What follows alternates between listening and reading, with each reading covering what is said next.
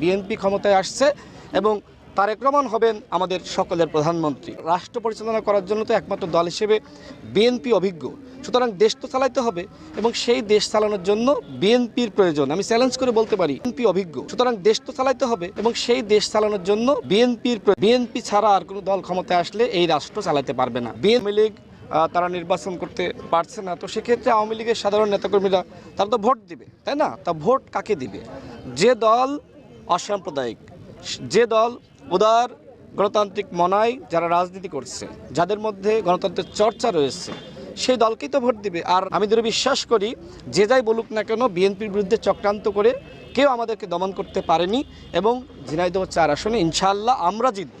আমি একা জিতব বিষয়টা এরকম না, আমরা সবাই জিতব। এই প্রতীক বেগম খালেদা জিয়ার আমানত, শহীদ প্রেসিডেন্ট জিয়া রহমানের আমানত, তারেক রহমানের আমানত। সুতরাং এই আমানত আমরা ইনশাআল্লাহ রক্ষা করব।